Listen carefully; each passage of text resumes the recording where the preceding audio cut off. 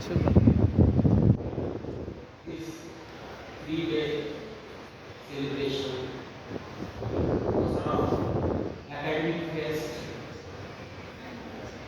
that began on the 3rd of this month draws to a close today.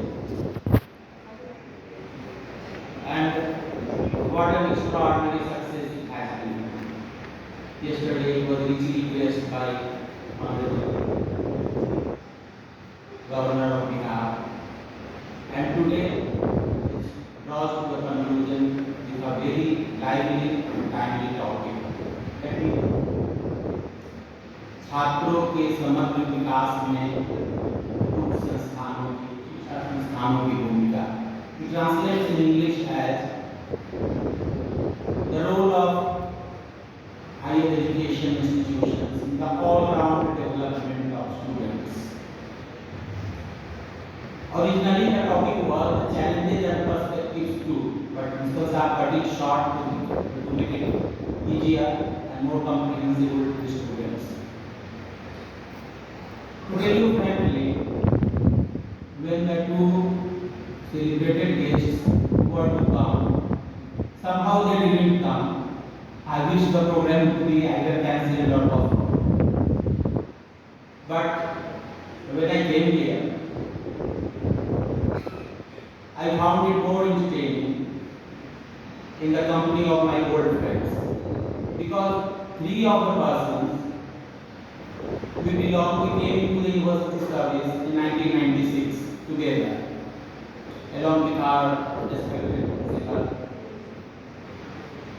We have always shared a special bond amongst us. Manoj ji, as a student also, he was extraordinary. His research was very excellent. As a principal, wherever he has been, he has made his mark. And today, we are looking forward to listening to his speech on this very, very important topic. About Mamta ji, she happens to be a family friend for a number of years. When she was an English teacher, she used to be an extremely good one. She gave me a tough competition. I have no hesitation in telling that. But after becoming principal, I don't know how much of the player she retains still. Because the administration, I know, I have been my child principal for 5 years. It takes you. The first casualty is your scholarship and your knowledge. So,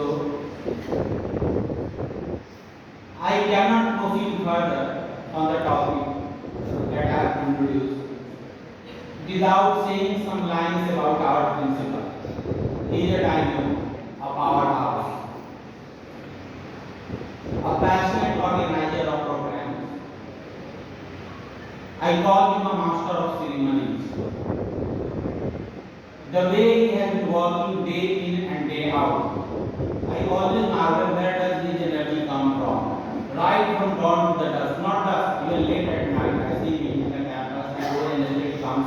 And to organize that 3 days program, this fest, with such a remarkable success is no mean feat. So, the credit goes to our dynamic principal. Just have a walk around the campus. From clean and green campus to newly constructed smart classrooms, from improved infrastructure to the law and order in the campus, everything is changed for the better. It deserves a good cheers from all of us. Now, coming on the topic,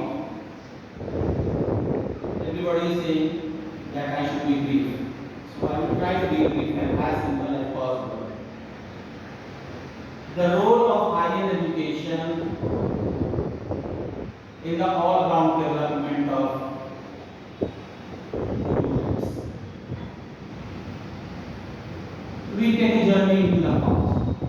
India is the first country to introduce higher education. We were a global hub for learning, where students from China, Greece, and all over Asia used to come. From medicine to metaphysics, from politics to philosophy, nothing was alien to us. Then what happened? I am talking of Tashila in 600 BCE and Nalanda in 5th century CE. What happened that we our education took such a nose. Our honorable governor was also hinting that we let it go. Had we held it still fast, we shouldn't have suffered. Our education system shouldn't have come to such a mess. We let it go. Our tradition. Even today, we are a power. We are a global power in the field of education, like none else. That is the one part of the picture I am giving you. 11,000 universities, 43,000 colleges, 4.3 crore students in higher education, adding 6 lakhs annually. This is, and we have a gross enrollment ratio right now of 28.6. That should going to be by 2030 50% gross enrollment ratio. And the most important thing about it, I don't know how many of you know it, that is quite revolutionary. If the girls students, the female students are taking admission into the higher education like never before. In the 4.3 crore, their number is 2.07 crore. It's quite revealing. So the gender parity index, I am talking to students, I am trying to make my English as simple as possible. Our general parity index for the first time has become 1.01. It means the girls and women are stepping out of their homes and taking part in education. That is that the whole picture? The number that I have quoted before you is equal to the population of many European countries. We have so much people in higher education, so many boys and girls. But there are challenges. There are something to be done so that we regain our past glory. What is that? I just remember a quote by Swami Vivekananda that education is not simply feeding our brains with information. It is building strong individuals with strong characters. And here we are hopefully landing. What is the reason? There are 5 reasons when I was introduced to this college. I figured out. One is not thinking clearly. Students that they suffer from. I wrote an article in the Prabhat Khabar on 24th February कि क्यों students अपने आप से क्यों पूछे. मैंने English honours की class में लड़के से पूछा कि तुमने क्यों लिया है इंग्लिश क्यों लिया. सर मेरे फ्रेंड ले गए, इतने एक अच्छा सब्जेक्ट है सर, इसको पढ़ना चाहिए. This not the answer. ये स्मार्ट थिंकिंग नहीं है. To connect with your subjects, to think about yourself, to enlarge your horizon is of paramount importance. The second is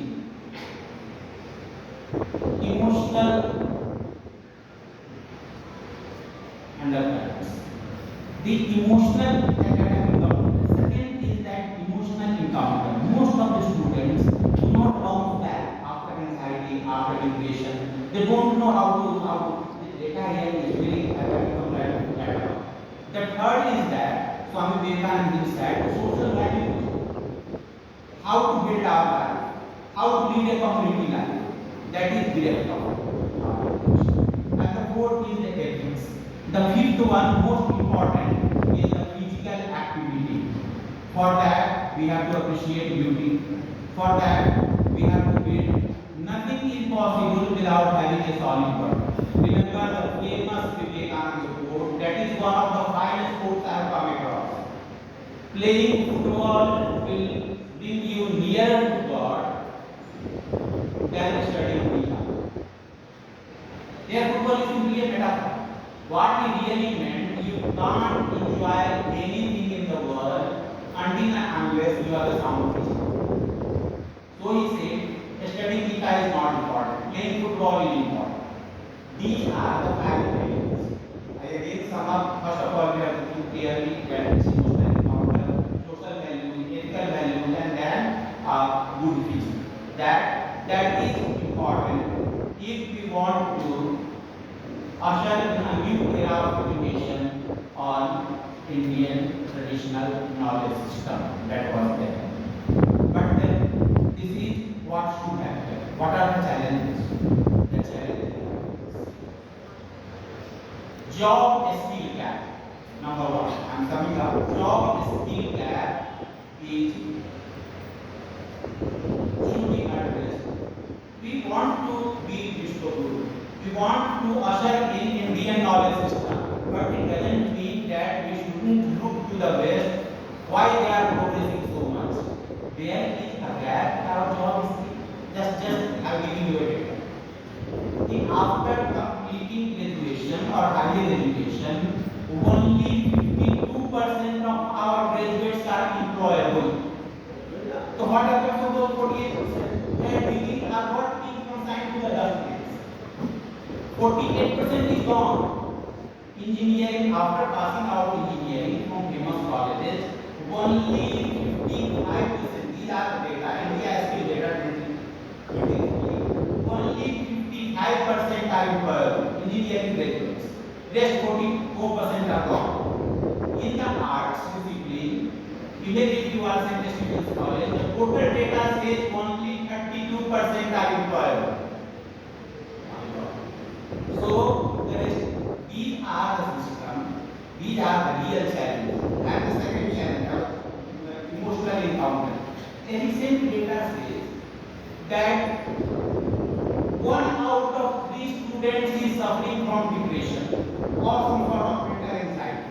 But here we don't have a system for them to address their concerns. Only 7% colleges out of 43,000 colleges have this mechanism to address the mental counseling. In Western countries, in Canada, Japan, America, UK, it is a part of the standard part of the curriculum that mental health counseling.